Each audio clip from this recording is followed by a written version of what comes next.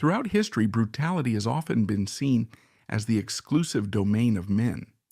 But Rosalia Zemlyachka proved otherwise, wielding a heart far colder than ice. To her, the White Guard soldiers and civilians were not human beings. They were merely caged prey, awaiting extermination. With the cold logic of a ruthless hunter seeking to save ammunition, she issued an order that made even the most hardened executioners shudder. Do not waste bullets. Tie stones to their feet and cast them alive into the Black Sea. The result of this cruelty was one of the most haunting visions of the 20th century. Thousands of corpses, not fallen, but standing upright on the ocean floor, swaying with the current like an eternal ghost army. This is the bloody legacy of the woman known as the Fury of the Red Terror. Rosalia Zemlyachka emerged from the very class she would eventually slaughter. Born on March 20th, 1876 in Kiev, she was the daughter of Samuel Zemlyachka, a merchant of the First Guild. Her upbringing was defined by immense privilege, private tutors, books, and wealth. Yet even this status provided only a thin layer of protection for a Jewish family in Imperial Russia. But the gold of her father's guild membership could not buy safety.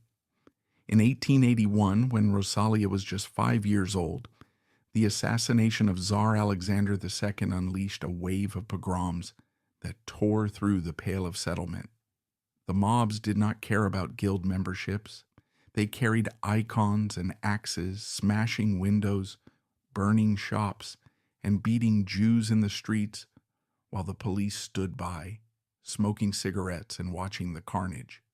Historical records from the Kyiv archives describe the 1881 pogroms as 3 days of unchecked chaos. For a child of 5, the sights and sounds of this violence, the shattering of glass, the screams of neighbors, the smell of smoke mixing with the spring air, were not political events. They were a lesson. The lesson was simple. The law is a lie. The state is an enemy. And the only difference between the victim and the victimizer is power. The young Rosalia, hiding in the darkened rooms of her father's house, absorbed this lesson into her very marrow. While other children played with dolls, she began to construct a fortress of hatred around her heart, a defense mechanism that would eventually turn into a weapon. She was brilliant. The archives of the Kiev Women's Gymnasium record her graduation in 1896 with exemplary marks. She was a girl of sharp intellect and fierce discipline, traits that her family hoped would lead to a respectable marriage or perhaps a career in medicine, and for a brief moment it seemed she would follow that path.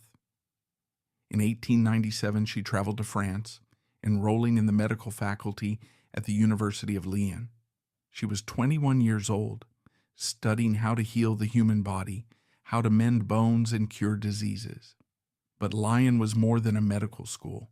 It was a hotbed of exile politics. The cafes were filled with Russian students smoking cheap tobacco and debating the future of the world. It was here that Rosalia found a diagnosis that made more sense to her than anything in her medical textbooks. The disease was not tuberculosis or cholera. The disease was the imperial system itself. The disease was the class structure that allowed pogroms to happen. And the cure was not medicine. The cure was fire. She devoured the works of Marx and Plekhanov with the same intensity she had applied to anatomy. She realized that healing individuals was a waste of time when the entire society was rotting. Why save a single life when you could surgically remove the cancer of the aristocracy and save humanity? In 1898, she made the decision that would define the rest of her life. She dropped out of university. She packed away her medical instruments and picked up the tools of the underground, the printing press, the false passport, and the bomb. She returned to Russia not as Rosalia Zemlyachka, the doctor, but as a soldier of the Russian Social Democratic Labor Party. The transformation was total. She cut her ties with her family. She rejected the comfort of her father's wealth. She moved into the shadows, living in cold rented rooms, surviving on tea and bread. She adopted the code name Osipov, and later the name that would stick, Zemlyachka, the countrywoman. It was a name that implied a connection to the soil, to the common people, a deceptive warmth for a woman who was rapidly becoming cold as steel. By 1901, she was operating in Odessa and Yekaterinoslav, deep in the conspiratorial network of Iskra, the revolutionary newspaper published by Lenin. Her job was logistics, smuggling the paper across the border, organizing safe houses, maintaining the lines of communication that kept the party alive. It was unglamorous, dangerous work. A single slip meant prison or Siberian exile. But Zemlyachka thrived. She possessed a bureaucratic genius, a mind that could organize chaos. She was not the charismatic orator on the balcony. She was the spider in the center of the web, ensuring the flies were caught. It was during this time that she married. Little is recorded of her husband, a fellow revolutionary. The marriage was brief, a union of shared ideology rather than domestic bliss. He died in Berlin in 1902, shortly after their union. His death is a footnote in her biography, a blip on the radar of her life. There is no record of her mourning, no letters of grief. If his death broke her heart, she did not show it. Instead, she calcified. She poured her grief, if it existed, into the party. The party became her husband, her child, her family. She was now a widow of the revolution, and her loyalty to the cause became absolute, terrifyingly pure. When the party split in 1903 at the Second Congress in London, the schism between the Bolsheviks, the hardliners, and the Mensheviks, the moderates, tore the movement apart. Most found the split painful, a divorce between friends. Zemlyachka did not hesitate. She saw the Mensheviks as soft, willing to compromise with the bourgeoisie. She aligned herself instantly with Lenin. Lenin noticed her. He saw in this small, intense woman a quality he valued above all else, hardness. He called her hard as a diamond. It was a compliment, but it was also a warning. Diamonds are beautiful, but they are cold, and they can cut through glass. The year 1905 brought the first great test. The first Russian Revolution exploded, a chaotic spasm of violence that shook the Tsar's throne. Zemlyachka was in Moscow, right in the heart of the storm. She was 29 years old. This is where the theorist became the practitioner. She was no longer just smuggling newspapers. She was smuggling guns.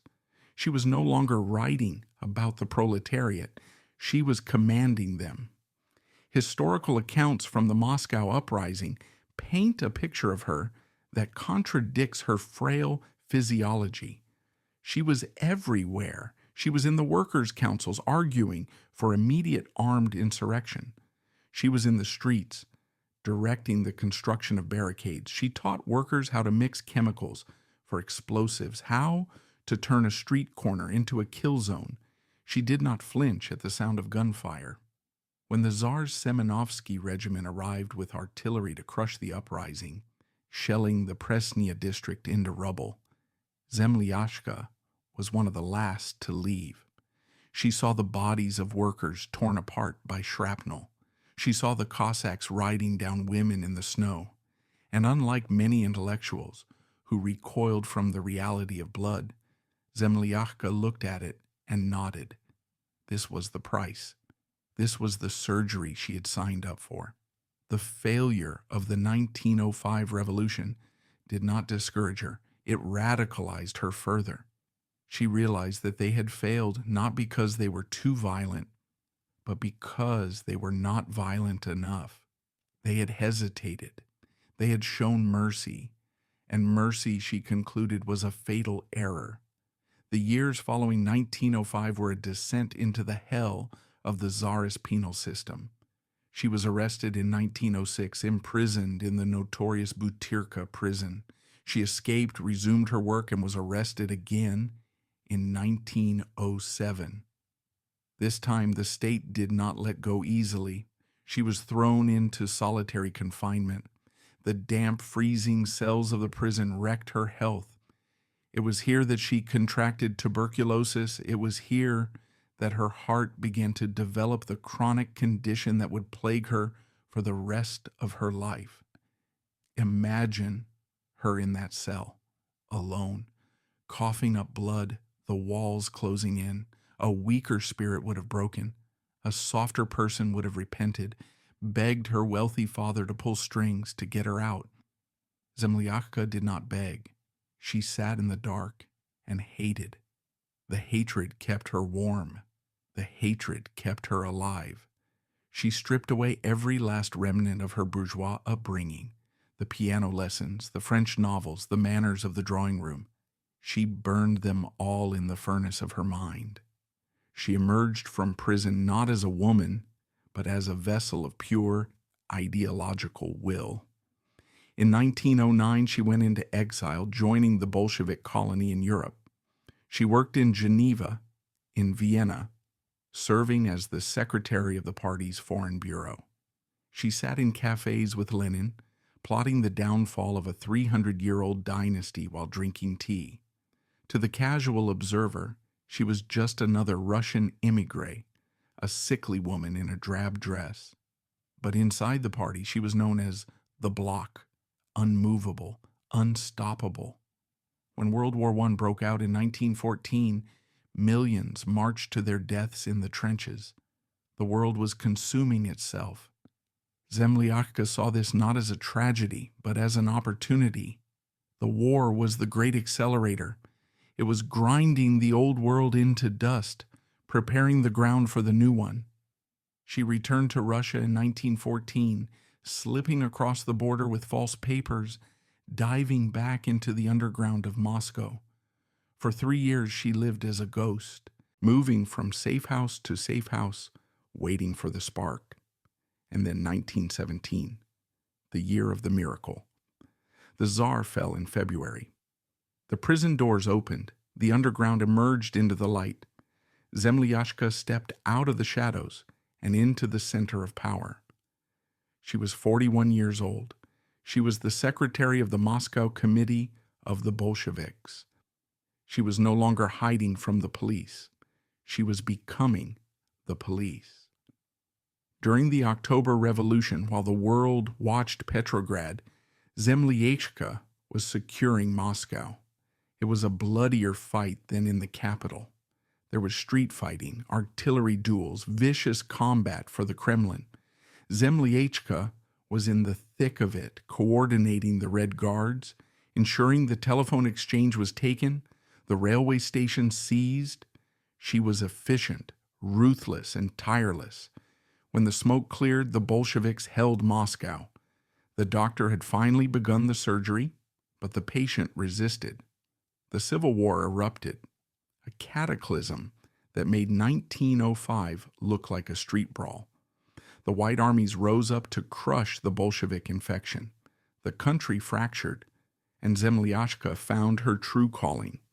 She was sent to the Southern Front, appointed as the chief political commissar for the 8th and 13th Red Armies. This was an unprecedented position for a woman. The Red Army was a chaotic mob of peasants, deserters, and idealists. They were hungry, ill-equipped, and often terrified. They needed discipline. Zemlyachka brought it to them. She did not bring it with inspiring speeches about brotherhood. She brought it with the Mauser pistol strapped to her hip. She wore a leather jacket over her dress. She rode in the staff car, her eyes scanning the faces of the soldiers. She looked for weakness. She looked for hesitation. When a unit retreated without orders, she did not convene a court-martial. She ordered them decimated, every 10th man shot. When officers complained about the lack of supplies, she accused them of sabotage. She created an atmosphere of terror within her own ranks that was sharper than the fear of the enemy. The soldiers whispered about her. They called her a witch. They said she never slept. They said she had no blood in her veins, only battery acid. But they fought. They fought because they were more afraid of the small woman with the pince-nez than they were of the white cavalry. It was on the southern front that she met the men who would become her partners in the ultimate crime. She worked with Stalin. She worked with Georgy Piatakov. But most importantly, she crossed paths with Bela Kun, the Hungarian fanatic who had led a failed revolution in his own country and was now looking for a place to pour out his rage.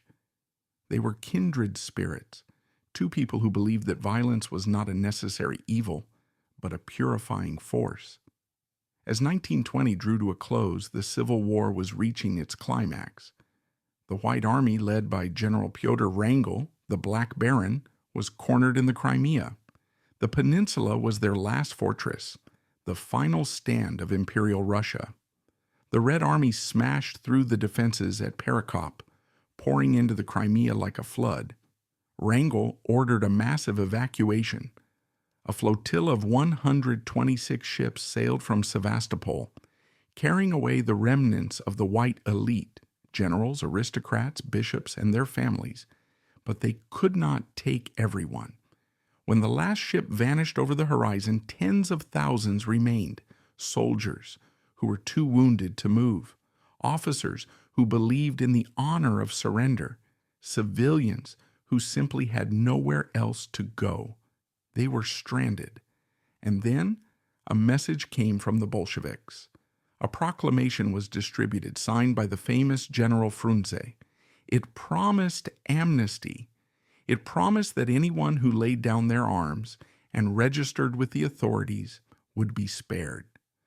"We are not vengeful," the message implied. "The war is over. Go home to your families." It was a beautiful lie. And waiting in the wings to spring the trap was the newly appointed secretary of the Crimean Regional Committee, Rosalia Zemlyachka.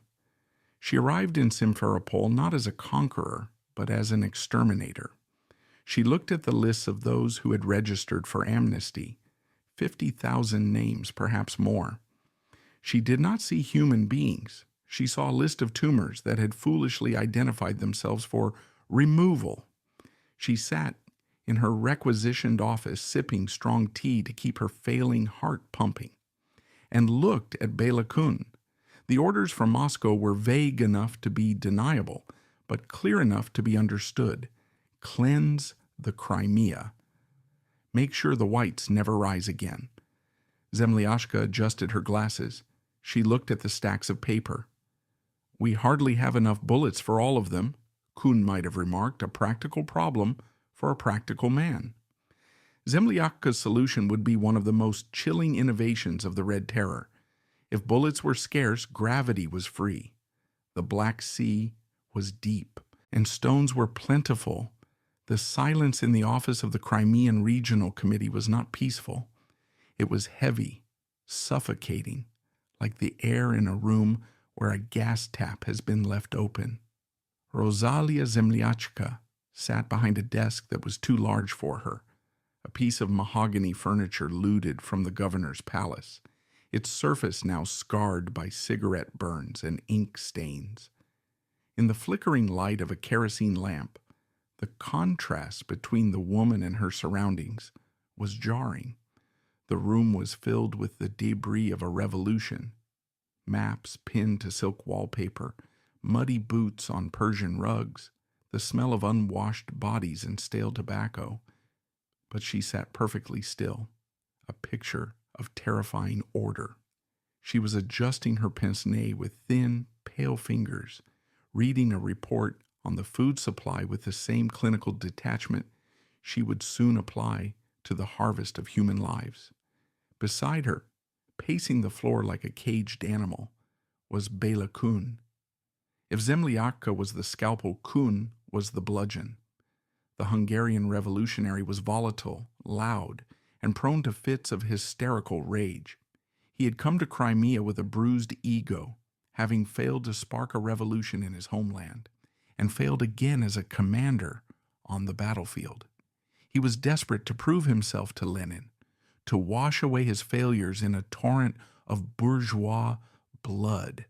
But in this room, in the nerve center of the terror, it was clear who held the true power. Kuhn shouted and postured, but he looked to the small, sickly woman in the chair for approval. He was the fury, but she was the will. Their partnership was a marriage of nightmares.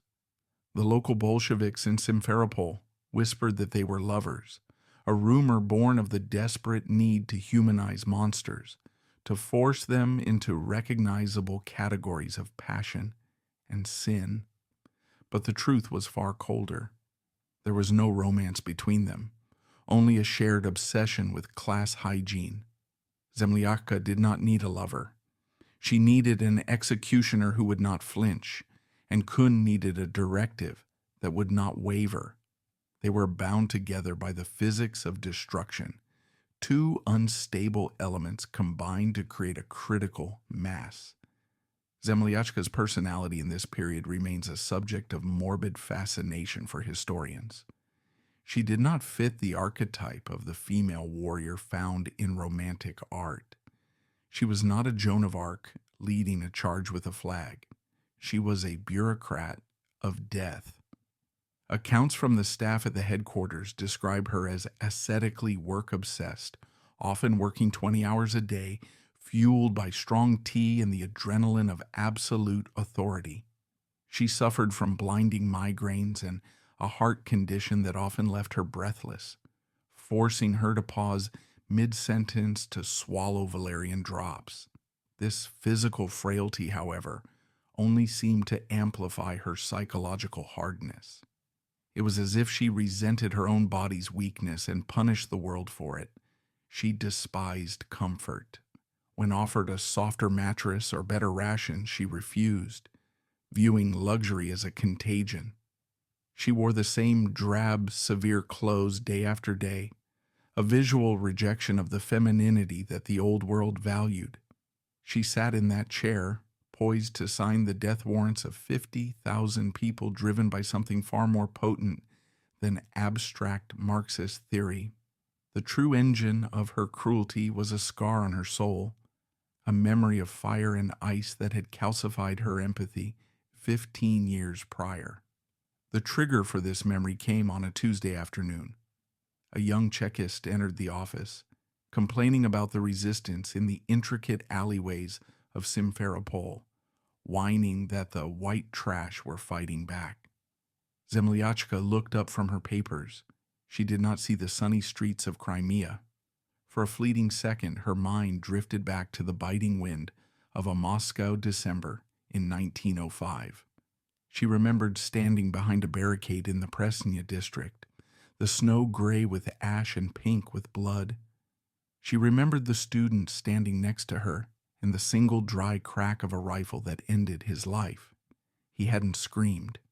He had simply folded, his face erasing into the snow.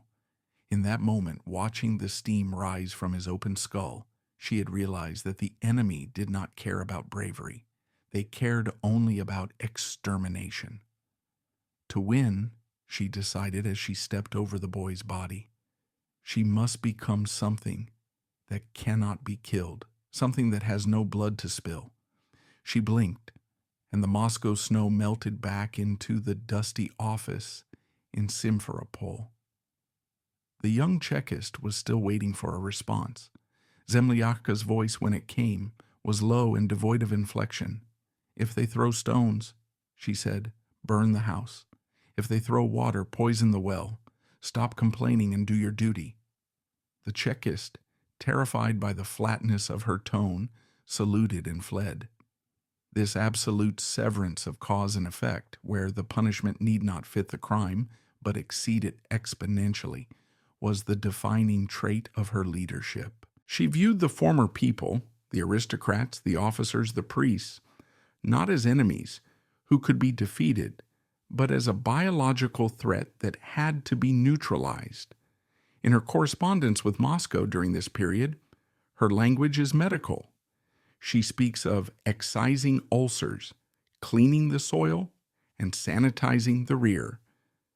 There is no anger in these words, which makes them infinitely more chilling. Anger implies a relationship with the victim. Zemlyachka had no relationship with them. She had only a job to do. The atmosphere in Crimea during those first weeks of Bolshevik rule was a strange purgatory. The amnesty proclamation was still technically in effect. The city of Simferopol was crowded with white officers who had registered their names, addresses, and ranks, believing the promise of the new government. They walked the streets in their greatcoats, stripped of their epaulets but keeping their dignity, tipping their hats to ladies, drinking coffee in the surviving cafes. They were ghosts who did not yet know they were dead. Zemlyachka watched them from the window of her office, looking down at the promenade. She saw them not as men, but as data points. Every name on a registration list was a neck waiting for a noose. She began to construct the mechanism of the terror with the same efficiency she had used to organize the transport of Iskra newspapers. She divided the peninsula into sectors of responsibility. She established special sections, Osobye Odeli, charged with processing the prisoners. This was not a chaotic mob violence, it was an industrial project. She held late-night meetings with the heads of the local Cheka, including the brutal Ivan Papanin, sketching out the logistics of mass murder. How many trucks were available? How much fuel? Where could the bodies be hidden? The soil in Crimea was rocky and hard to dig in the winter. The question of disposal was a logistical bottleneck that vexed her. It was in these private moments, away from the public eye, that her disdain for the softness of her male colleagues often surfaced. When a local commander suggested that they might spare the technical specialists, the engineers and doctors, because the Red Army needed their skills, Zemlyachka reportedly flew into a cold rage. She accused him of harboring rotten liberalism. To her, a doctor who had served the White Army was more dangerous than a soldier because he carried the infection of the old ideology in his mind. "We do not need their medicine," she famously declared. "We need their extinction." This ideological purity isolated her. She had few friends, even among the Bolshevik elite. Men feared her not just because of her rank, but because she seemed to see through their revolutionary posturing to the bourgeois weaknesses they tried to hide. She was a mirror that reflected their own lack of commitment. To prove they were not soft, men around her became more brutal, escalating the violence to gain the approval of the frail woman with the pince-nez. She became the standard bearer of cruelty, the bar against which loyalty was measured. The relationship between Zemlyachka and the victims was non-existent, yet intimate. She personally reviewed the questionnaires filled out by the registered officers. These documents were designed to be traps. Questions like, "What is your attitude toward the Soviet power?" or "Who can vouch for you?" were irrelevant. The only thing that mattered was the class origin and the rank. Zemlyachka would sit for hours, a lit cigarette burning in the ashtray, marking the files with a red pencil. A single letter, R for Rastrelyat, shoot, was all it took. She did not need to see the face of the man she was killing. The paper was enough. There is a story, perhaps apocryphal, but widely circulated in émigré memoirs, that highlights the terrifying disconnect between her demeanor and her actions. A delegation of workers' wives came to her, pleading for the release of their husbands who had been swept up in a dragnet by mistake. These were proletarian women, the very class Zemlyachka claimed to serve. She listened to them patiently, offering them tea, her manner almost maternal. She explained that mistakes happen in war, that the party loved the workers. She promised to look into it. The women left, relieved, thinking they had found a sympathetic ear. 10 minutes later, Zemlyachka called the commandant and ordered the husband shot immediately to prevent the spread of sedition. She did not hate the women. She simply calculated that their husbands' potential complaints outweighed their value as labor. It was a mathematical equation. As November turned to December, the trap began to close. The registration centers were quietly surrounded by machine gun nests. The wait-and-see period was ending. The mood in Simferopol shifted from anxiety to dread. Rumors began to circulate that the trains waiting at the station were not for relocation, but for deportation to the north. The truth was far worse. There were no trains to the north. There were only trucks heading to the outskirts of town, to the ravines of Bagirova and the waiting barges of Sevastopol. Zemlyachka sensed the tension rising. She knew that the moment of action was approaching. She stopped sleeping almost entirely. Her eyes grew sunken, dark circles bruising the skin around them. She lived on nerves and fanaticism. She wrote to Moscow, assuring the Central Committee that the Crimean problem would be solved before the new year. She was preparing to deliver a gift to the revolution, wrapped in barbed wire and silence. The planning phase was over. The formative traumas of the past, the burning barricades of 1905, the humiliations of the prison cells, had all led to this single point in time and space. The doctor was ready to operate. The mechanism of the terror began not with a bang, but with the scratching of pens. In the early days of December, the administrative machinery of the Crimea shifted gears from the chaotic improvisation of conquest to the rhythmic industrial hum of extermination. The special sections of the Cheka, the Osobye Odeli, took over the city's municipal buildings, transforming schools and theaters into filtration points. The air in these places changed. The smell of chalk and dust was replaced by the acrid stench of unwashed bodies, fear sweat, and the metallic tang of dried blood. Windows were boarded up or painted over with black lime to prevent those outside from seeing in, and more importantly, to prevent those inside from signaling out. The process was deceptively simple, designed by Zemlyachka to process humanity with the speed of a conveyor belt. The thousands of officers and civilians who had registered were summoned for verification. They arrived in groups, clutching their papers, expecting a stamp or a travel permit. Instead, they were herded into holding cells where the space per person was measured in inches.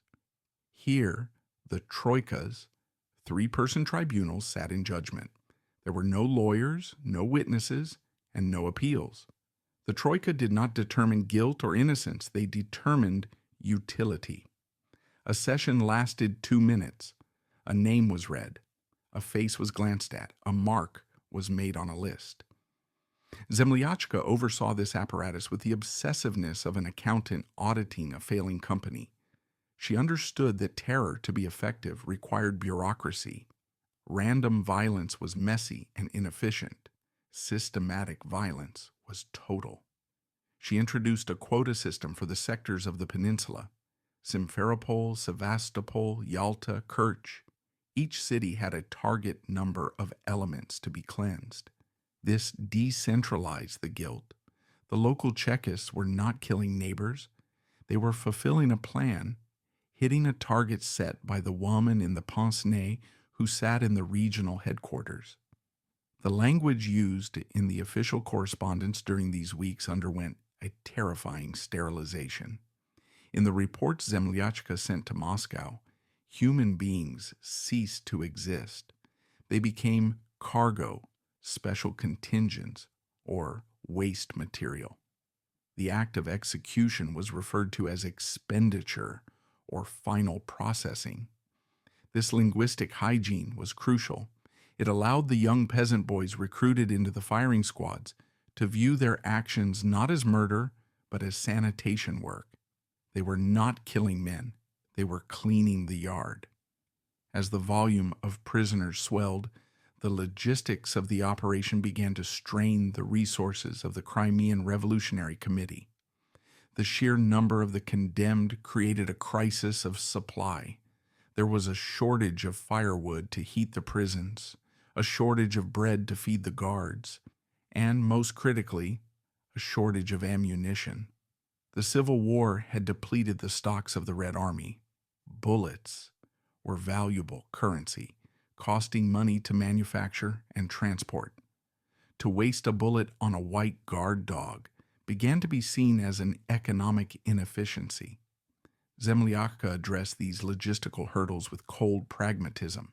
She convened meetings with the transport commissars and the Cheka commanders, demanding solutions that did not involve requesting more supplies from the starving North. It was during one of these late-night sessions that the conversation turned to the geography of the peninsula. Crimea was surrounded by water. The Black Sea was deep, convenient, and silent. Why dig graves in the frozen, rocky earth when the ocean was waiting? Why waste lead when a heavy stone and a length of wire cost nothing? The shift in methodology was not born of sadism, but of thrift. It was an administrative decision, a line item in a budget meeting. This escalation into industrialized killing required a hardening of the human instruments involved. Not every Bolshevik in Crimea was ready for the bloodbath. There were murmurs of dissent among the regular Red Army troops, men who had fought honorably in the field and now watched with unease as prisoners of war were herded onto trucks. Some local party members, natives of the Crimea who had neighbors among the condemned, attempted to intervene, sending petitions to the Revolutionary Committee pleading for specific individuals: a beloved teacher, a doctor who had treated the poor. Zemlyachka crushed this dissent instantly. She viewed mercy as a symptom of political immaturity. When a delegation of local trade unionists approached her to ask for leniency for a group of engineers, she did not argue with them. She simply asked for their names and had them investigated for Menshevik sympathies. The message was clear. To pity the enemy was to be the enemy. The silence that descended on the party apparatus was absolute. Men stopped looking each other in the eye. They focused on their paperwork, terrified that a glance of sympathy might be interpreted as treason. The physical environment of Simferopol began to reflect this psychological state. The city became a place of whispers and shadows. The electricity supply was erratic, plunging entire districts into darkness for hours. In this gloom, the sound of trucks became the soundtrack of the night.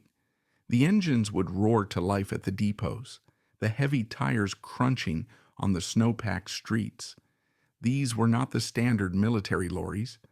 They were modified, the exhaust pipes often rigged to vent into the cargo area to asphyxiate the passengers, or simply running constantly to mask the sounds of screaming. The citizens learned to sleep with pillows over their heads to pretend they did not hear the nightly harvest. Inside the headquarters, the division of labor was finalized. Bela Kun handled the active measures, the physical organization of the squads, the securing of the perimeter. Zemlyachka handled the selection. Her desk became the filter through which the population of Crimea had to pass. She worked through stacks of questionnaires, her eyes scanning for the telltale signs of the bourgeoisie. A university education? Suspect? A rank of captain or higher? Fatal? A father who was a priest? Condemned. She did not need to interview these people. Their biographies were their death warrants. One particular document from this era illustrates the mechanism perfectly. It was a requisition order signed by Zemlyachka for 2,000 meters of telegraph wire and 500 heavy stones. The order was processed by the supply depot without question. The clerk who stamped it likely knew exactly what it was for, but the bureaucratic format sanitized the request. It was just an order for construction materials. The wire was for binding wrists, the stones were for weighting feet. The banality of the paper masked the horror of the reality. As the winter solstice approached, the weather turned bitter. A freezing wind blew off the steps, rattling the windows of the Cheka buildings. The cold added a new layer of misery to the prisoners, packed into the basements. Typhus began to break out in the holding cells. For Zemlyachka, the disease was another argument for speed. "The overcrowding is a health hazard," she noted in a memo. "We must accelerate the liquidation of the congestion." The medical terminology again: people were not dying, congestion was being liquidated. The separation of families occurred at the gates of the filtration points. Wives who refused to leave their husbands were often beaten back with rifle butts, or in some cases simply added to the list. Children were left wandering the streets crying for parents who had vanished into the concrete maw of the state. Zemlyachka was aware of this collateral damage. She established orphanages that were little more than holding pens where the children of the enemies of the people were to be re-educated, stripped of their names and their histories. To her, this was an act of kindness. She was saving them from the corruption of their parents' lineage. The climax of this bureaucratic escalation came in mid-December. The lists were complete. The amnesty had served its purpose. It had gathered the sheep into the pen. Now the gate was locked and the wolves were inside. The special sections reported that they were at capacity. The prisons were full. The time for processing was over. The time for disposal had arrived. The tension in the headquarters was palpable. A vibrating wire stretched to the breaking point. The clerks moved silently. The guards kept their hands on their weapons.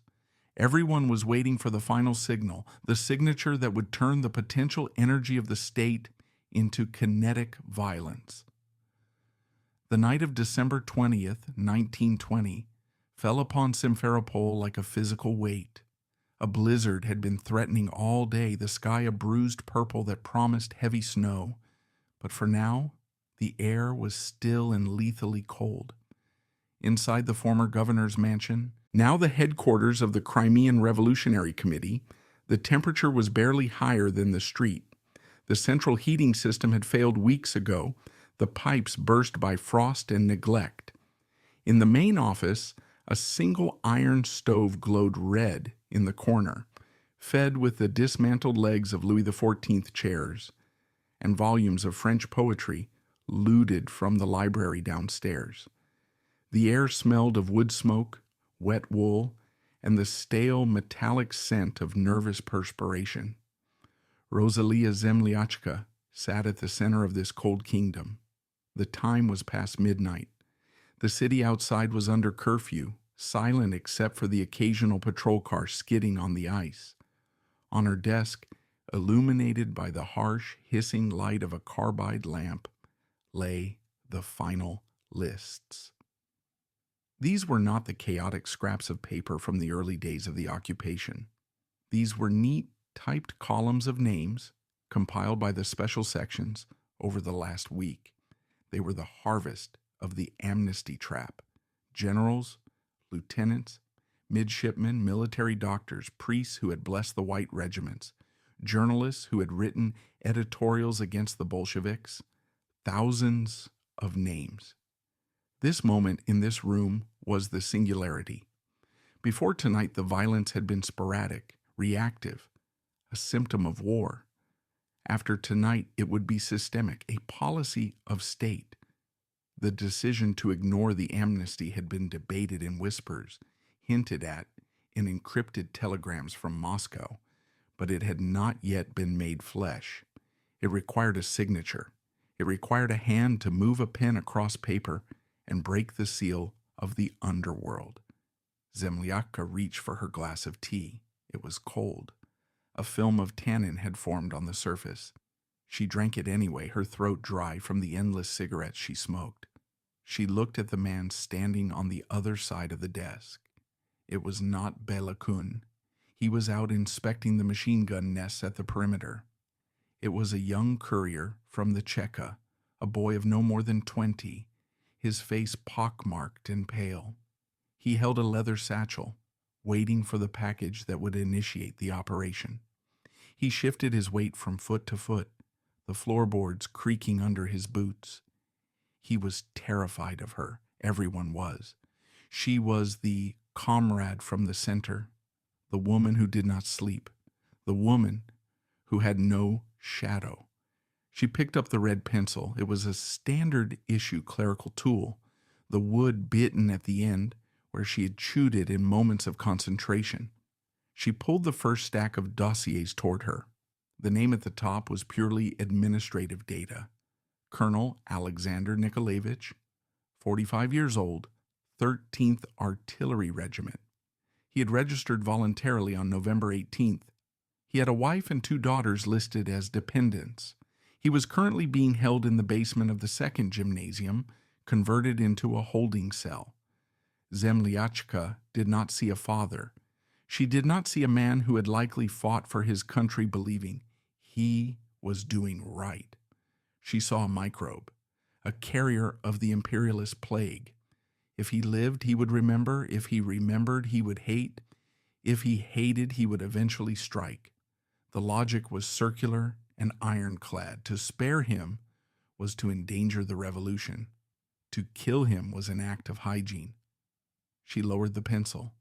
The graphite tip hovered over the paper for a fraction of a second.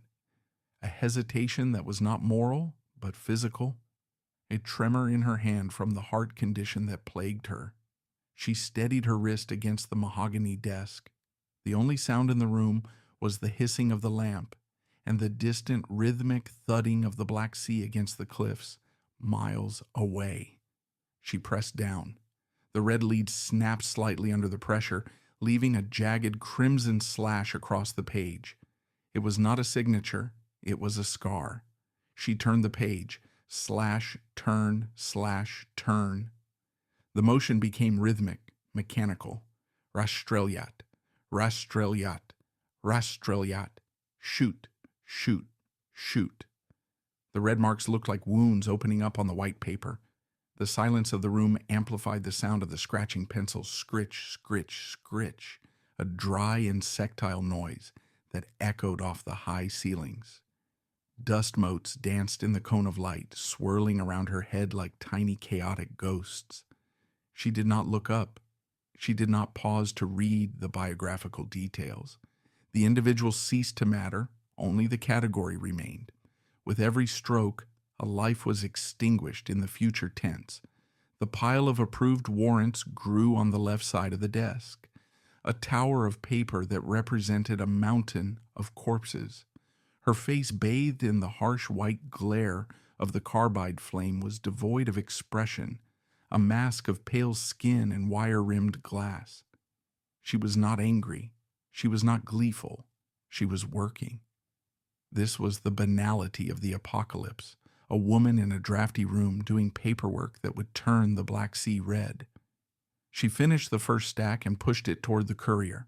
The boy flinched as the heavy file hit the wood. "Take this to Commandant Papanin," she said. Her voice was a dry rustle, like dead leaves. "Tell him to begin with the officers of the Drozdovsky division. They are the most dangerous. And tell him—" She paused, lighting another cigarette, the match flaring briefly, illuminating the dark circles under her eyes. "Tell him no waste. Use the trucks for transport to the ravine. But if the ground is too hard for digging, use the other method we discussed." The courier nodded, snatched the dossier, and fled the room, the door banging shut behind him. The cold draft from the corridor rushed in, disturbing the papers. But Zemlyachka did not shiver. The machine was now in motion. The gear had turned. Outside, the physical reality of her signature began to manifest immediately. At the second gymnasium, the guards received the order by telephone. The atmosphere in the holding cells changed instantly. For weeks, the prisoners had been kept in a state of suspended animation, fed rumors of amnesty and relocation. Now, the pretense was dropped. The heavy oak doors were thrown open, and squads of Chekists with bayonets fixed to their rifles marched in. "Get up! Move! With your things!" The shout echoed off the stone walls. The prisoners, sleeping on the floor in coats and blankets, scrambled to their feet. A ripple of panic went through the crowd. "Where are we going?" a young lieutenant asked, his voice cracking. "Is it the train? Are we going to the north?" A Chekist struck him in the mouth with the butt of his rifle. "Silence! You are going where you are ordered." They were herded out into the courtyard. The snow had started to fall, large wet flakes that melted on the dark wool of their coats. The trucks were waiting. They were American-made trucks, supplied to the White Army by the Allies during the war, now captured and repurposed for their destruction. The engines were idling, spewing thick clouds of exhaust into the freezing air. The prisoners were packed into the back standing room only, pressed together so tightly that if one man died of heart failure, he would not be able to fall. As the convoy rumbled out of the city, heading not toward the train station but toward the darker, unlit roads leading to the Bagirova ravine, a collective realization began to dawn on the men inside. They were soldiers. They knew geography. They knew that the road to the north lay in the opposite direction. They looked at each other in the darkness of the truck beds, seeing the terror in the eyes of their comrades illuminated by the headlights of the following vehicle. The amnesty was a lie. The registration was a census of the dead. Back in the office, Zemlyachka picked up the next stack. This one contained the names of the civilians, the lawyers, the teachers, the nurses who had volunteered in white hospitals. The branching point had been passed. There was no going back. She had crossed the Rubicon, but unlike Caesar, she had not crossed it with an army. She had crossed it with a pen.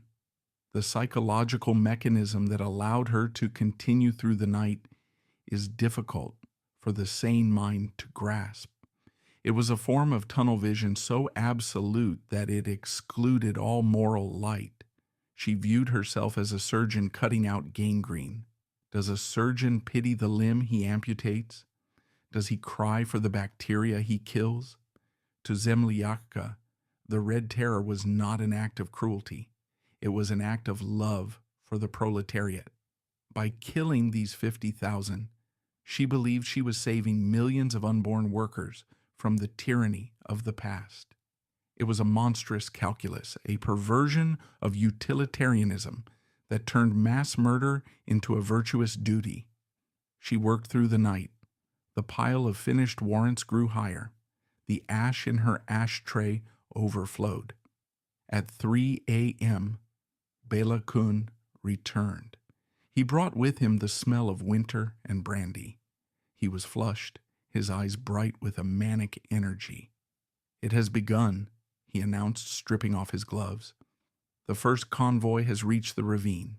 Papanin says the soil is frozen solid. They are using the dynamite to blast the pits." Zemlyachka did not look up from the list. "Dynamite is expensive, Bela. We cannot blast graves for everyone. What about the barges?" "The barges are ready at Sevastopol," Kun replied, pouring himself a drink from a flask. "But we need more wire. The stones, they slip off if not tied correctly." "I signed the requisition for wire yesterday," she said, marking another R on the page. "If the supply depot is dragging its feet, have the quartermaster shot for sabotage. We cannot have delays." The casualness of this exchange, the discussion of wire and stones, as if they were discussing masonry or plumbing, marked the total descent into the abyss. They were no longer revolutionaries discussing theory. They were technicians of slaughter discussing the efficiency of their tools. By dawn, the first phase was complete. The Category 1 enemies, the active combatants and high-ranking officers, had been processed on paper. The physical liquidation was underway. The sun rose over Simferopol, a pale, watery disk behind the gray clouds, illuminating a city that felt empty, hollowed out. The trucks returned from the countryside empty. their beds washed out with hoses to clear the blood before the next run. Zemlyachka finally put down her pencil. Her hand was cramping. Her head throbbed with a migraine that felt like a nail being driven into her temple. She stood up, her joints cracking, and walked to the window.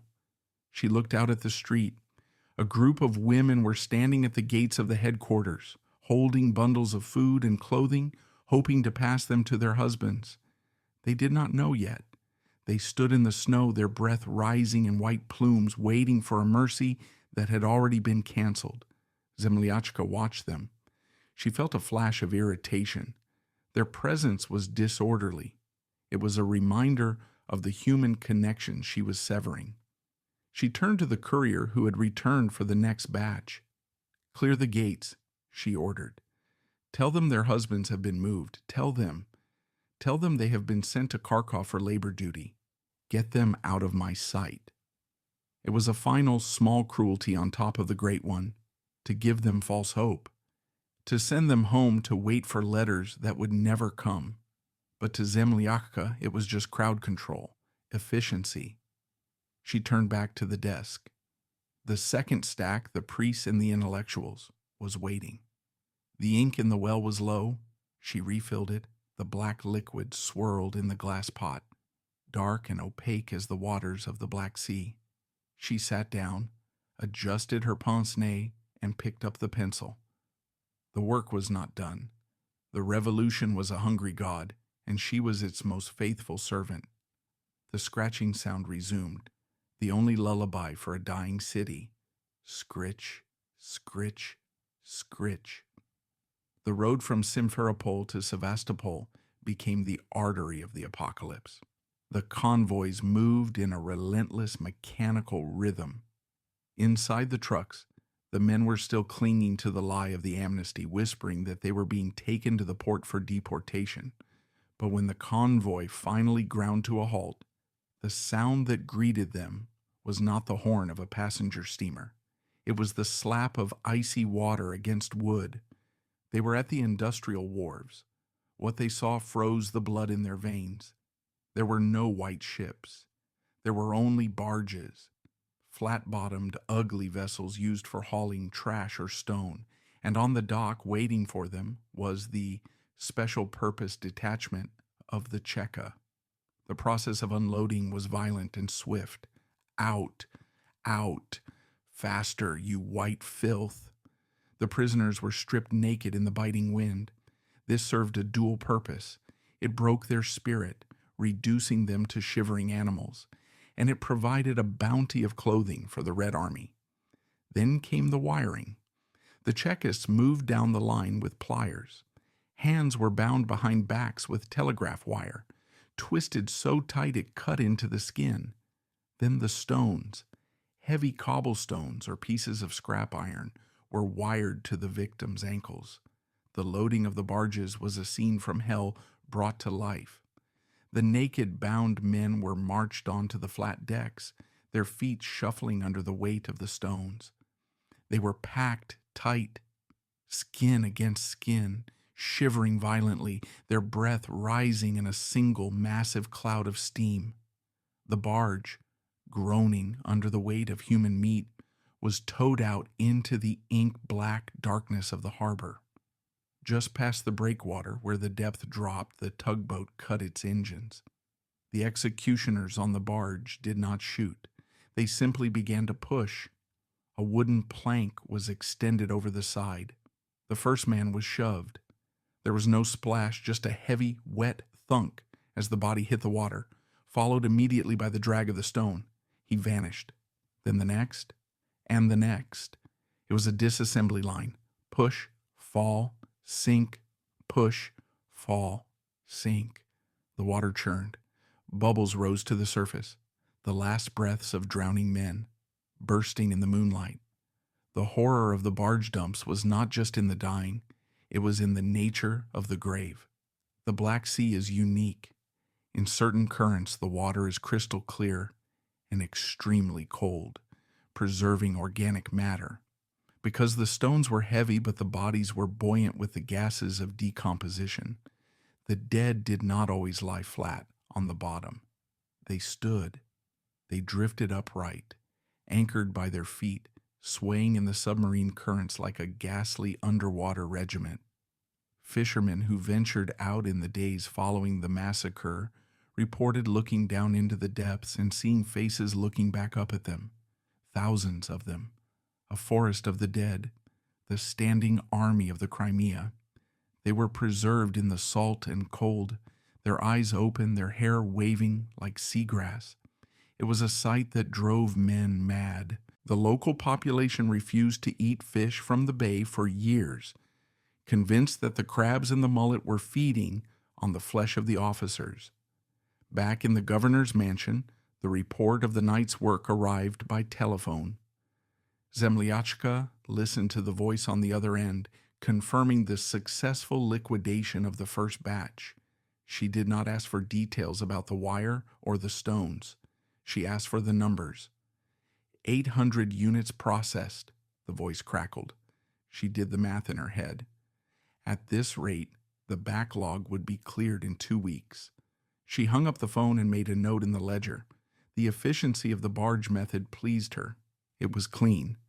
It left no mass graves to be discovered later, no mounds of earth to settle and reveal the crime. The sea kept its secrets, or so she thought. She did not anticipate that the sheer volume of bodies would pollute the harbor, that the bloated corpses would eventually break their wires and bob to the surface, bumping against the hulls of foreign ships, turning the port of Sevastopol into a floating morgue. But for now, the system worked. The terror expanded from the officers to the rest of the population. The social prophylaxis spread like a contagion. In Yalta, the sick and wounded were dragged from their hospital beds. The Red Guards argued that a wounded white soldier was still a white soldier. They were loaded onto stretchers and carried not to ambulances, but to the waiting trucks. In Kerch, the intelligentsia, teachers, lawyers, engineers were rounded up. Their crime was not bearing arms, but bearing ideas. Zemlyachka's correspondence from this time reveals a mind completely sealed off from the reality of suffering. She wrote to the Central Committee complaining about the softness of the local party members, demanding more reliable cadres from Moscow. She was irritated by the whining of the local trade unions, who were horrified by the slaughter. To her, they were obstructing the necessary sanitation of the state. She was the gardener, pulling weeds. Why were the other plants screaming? The massacre at the Bagorova ravine, running parallel to the drownings, offered a different kind of horror. Here the ground was hard, but explosives were used to blast open anti-tank ditches. The victims were lined up on the edge. Machine guns were set up. But even here, Zemlyachka's influence of economy was felt. The executioners were ordered to group the victims tightly to save bullets. Often, only the front row was shot, their falling bodies knocking the rear rows into the pit, where they were buried alive under the weight of the corpses, and the frozen earth shoveled over them. Accounts from survivors, those who miraculously crawled out of the pits under the cover of darkness, describe the earth breathing. The ground heaved and settled for days after the executions, as the pile of humanity underneath shifted and settled. The moans rising from the soil could be heard for miles, a low, constant hum of agony that drove the guards to drink themselves into oblivion. Zemlyachka did not visit the ravine. She did not stand on the barge. She remained in her office, the spider in the center of the web. Her weapon was the telephone and the typewriter. But her absence from the physical scene did not absolve her. It defined her. She was the prototype of the modern desk murderer, the bureaucrat, who can destroy a city without ever getting blood on her cuffs. She sat in the warm circle of lamplight, sipping her tea, fighting her migraines, while 5 miles away, men were vomiting seawater and clawing at the smooth, wet stones of the harbor bottom. The catastrophe of the Crimea was total. The social structure of the peninsula was not just decapitated, it was pulverized. The aristocracy, the military class, the intellectual elite, they were erased. But the terror did not stop at the former people. It began to eat its own. The workers and peasants whom the revolution claimed to serve were caught in the net. Harbor workers who refused to load the death barges were shot for sabotage. Peasants who hid refugees were branded Kulak sympathizers and added to the lists. As January 1921 arrived, the death toll climbed into the tens of thousands. The exact number will never be known. Soviet records were deliberately vague, listing only enemies of the people without quantification. Émigré historians estimate the number between 50,000 and 100,000. But numbers are abstract. The reality was the silence that fell over the Crimea. The markets were empty, the streets were deserted, the schools were closed. The only activity was the movement of the Cheka trucks and the smoke rising from the chimneys of the crematoriums that were eventually set up when the ground became too frozen and the sea too clogged. Zemlyachka's health began to deteriorate further under the strain. Her heart palpitations worsened. She became even more pale, more skeletal, but she did not stop. She viewed her illness as a weakness to be conquered, just as the whites were a weakness in the state. She worked with a frenetic, suicidal intensity. She was burning herself out to keep the fires of the terror burning. It was during this peak of the slaughter that the first cracks in the wall of silence began to appear. The scale of the killing was too vast to be hidden. Foreign ships leaving the Black Sea carried rumors to Constantinople and Paris.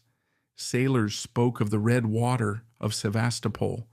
The world began to hear whispers of the demon of the Crimea. But inside the bubble of Bolshevik power, Zemlyachka was a hero. In 1921, she was recalled to Moscow not to be punished, but to be honored. The Central Committee viewed the Crimean operation as a success. The white threat had been neutralized. The peninsula was secure. The cost in human life was deemed an acceptable overhead. She was awarded the Order of the Red Banner, the first woman to receive this high military decoration. The citation praised her political energy and selflessness. It did not mention the barges. It did not mention the wire. It did not mention the standing dead. However, the transition from the frantic violence of the Civil War to the peacetime construction of the Soviet state brought a new challenge for Zemlyachka. The immediate aftermath of the terror was a society traumatized into paralysis. When she left Crimea, she left behind a graveyard, not a functioning province. The factories were idle because the engineers were dead. The hospitals were empty because the doctors were at the bottom of the sea. The victory was absolute, but it was Pyrrhic. She returned to Moscow, to the heart of the machine she had helped build. The capital was different now. The romantic chaos of 1917 was gone, replaced by the grim grayness of the one-party state. Zemlyachka fit perfectly into this new world. She was appointed to the party control commissions, the bodies responsible for purging the ranks of the party itself. She traded the revolver for the dossier. Her reputation preceded her. When she walked into a room in the Kremlin, conversation stopped. Younger party members looked at her with a mixture of awe and revulsion. They knew what she had done. They knew that behind the thick glasses and the grandmotherly bun lay a capacity for violence that exceeded their worst nightmares. She became a living symbol of the party's ruthless superego. But the ghosts of Crimea were not so easily left behind. In the private gatherings of the intelligentsia, in the kitchens of Moscow, where people whispered the truth, she was a pariah. Maxim Gorky, the great proletarian writer, is said to have been physically ill when he heard the details of the Crimean massacre. He had tried to intervene, sending telegrams to Lenin begging for mercy for the scientists and writers trapped in the peninsula. Lenin had ignored him on Zemlyachka's advice. Now Gorky looked at the heroes of the revolution and saw only butchers. Zemlyachka seemed immune to this moral judgment. She lived in a small apartment in the house on the embankment, the residence of the Soviet elite. She lived alone. She had no family, no children, no pets. Her apartment was Spartan, filled with party literature and government reports. She did not attend the theater. She did not go to the dacha for weekends. She worked. It was as if she was afraid that if she stopped working, even for a moment, the silence would catch up with her. The terror she had unleashed in Crimea became the template for the future. The methods of the barge drownings and the mass graves were crude, improvised. But the spirit of the operation, the categorization of enemies, the quota systems, the dehumanization of the victim, was refined and perfected. Zemlyachka had written the first draft of the Great Terror that would consume the nation a decade later. She was the pioneer. Stalin watched her, learned from her, and would eventually use her methods on a scale that would dwarf even the horror of the Black Sea. In the years that followed, as the Soviet Union stabilized, a strange amnesia descended over the events of 1920. The official history books erased the amnesty. They erased the drownings. They rewrote the narrative. The Red Army had liberated Crimea from the White Barons, and the traitors had been dealt with by revolutionary justice. The details were scrubbed. The standing army was forgotten by everyone except the fishermen of Sevastopol, who still steered their boats wide of certain bays, crossing themselves when the water was clear enough to see the bottom. Zemlyachka moved on to new battles. She fought against bureaucracy and the trade unions, applying the same zeal she had used against the white officers. She purged inefficient administrators. She harangued lazy workers. She was a weapon that could not be sheathed, a sword that kept cutting even when the war was over. But deep within the party apparatus, the seeds of the next catastrophe were being sown. The men she worked with, Stalin, Yezhov, Molotov, were watching. They saw that the population could endure almost anything if the terror was absolute enough. They saw that morality was a bourgeois construct that could be suspended by decree. Zemlyachka had proven that a woman, a doctor, a person of culture could turn off her conscience like a light switch. It was a lesson they would take to heart. The 1930s descended upon the Soviet Union not as a new dawn, but as a twilight of paranoia. The machine of state terror that Rosalia Zemlyachka had helped prototype in the Crimea was now fully operational, but it had grown hungry for a different kind of fuel. It no longer craved only the blood of white officers and aristocrats. It began to devour its own creators. The old Bolsheviks, the generation of 1917, the men and women who had sat in Swiss cafes with Lenin, began to disappear one by one. They vanished into the Lubyanka, into the cellars, into the Gulag. But Rosalia Zemlyachka did not disappear. She ascended. She found her niche in the Central Control Commission, the party's internal inquisition. Her job was to purify the party itself. It was a role that suited her perfectly. She became the guardian of orthodoxy, a gatekeeper who viewed every deviation from the Stalinist line as a moral failing. As she aged, her appearance softened deceptively. The leather jacket of the Civil War was replaced by shapeless dark dresses and shawls. Her hair turned completely white. To the ignorant observer, she looked like a babushka, a harmless grandmother who should be knitting socks for her grandchildren.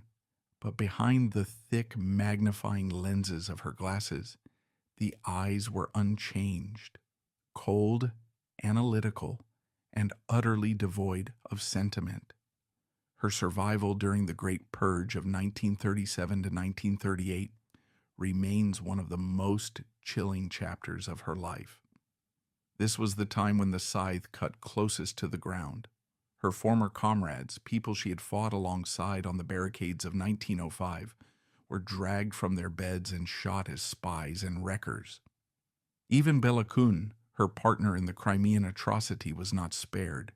The volatile Hungarian was arrested in 1937, accused of Trotskyism, and executed in the Komunarka shooting ground. Did Zemlyachka try to save him? Did she write a letter to Stalin, invoking their shared history, the nights spent signing death warrants together in Simferopol? No record of such mercy exists. Instead, the archives suggest the opposite. She denounced, she collaborated. She sat on the commissions that reviewed the cases of her friends, and she nodded in agreement with the verdicts. Her loyalty was not to people, it was to the system.